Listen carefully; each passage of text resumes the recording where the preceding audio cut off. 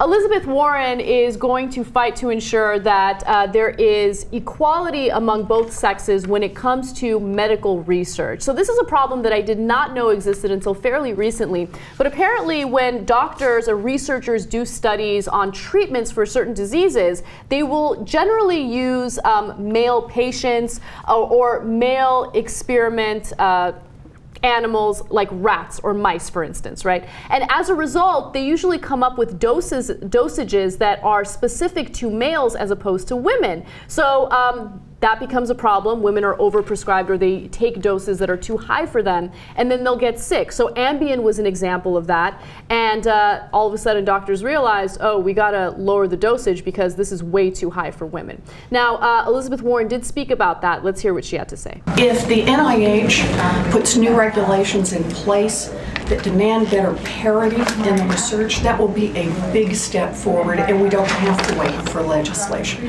If the NIH is reluctant, then it's appropriate for Congress to step in. But I'm really hopeful on this, that the NIH will move in the right direction. Today, we now have prescriptions for sleep medications that are calibrated differently for men and for women. They're actually described differently, and you're told something different. That's probably just the first of many that will head in that direction, but we've got to have the research to back it up. See, that's really smart, because what she's doing there as a United States Senator is applying subtle pressure to the NIH to do the right thing, saying, hey, look, don't make us step in and do legislation here. You can do it on your own, and hopefully they listen to that. Now, I'm afraid that conservatives will look at that and say, oh, political correctness. Mm-hmm. Now we're going to do experiments on what, female mice?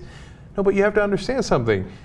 If women's bodies react differently than men's bodies, which is very logical, so what's your answer? No, I don't care about women, just do it for men, and who cares what the effects that it has on women?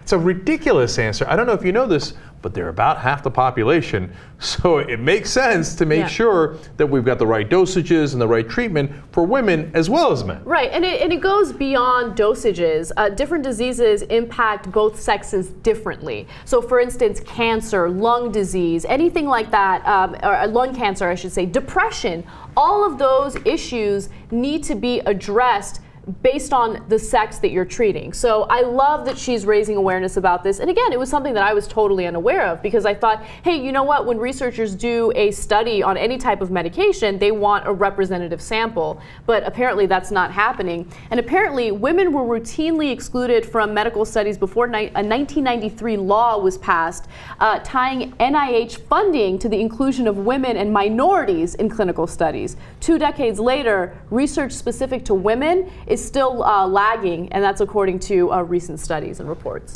They barely started addressing this in 1993. And it's really powerful, the assumptions that go into different things, right? So here are probably largely men doing these experiments, and they think, well, obviously we're going to use males as subjects, right? And they don't even think twice about it. That's so weird to me. I don't know.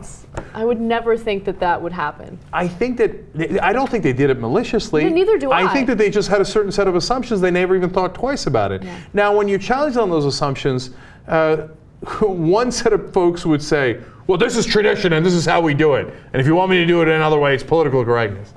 Perhaps a more rational way to go is, hey, that's a good point.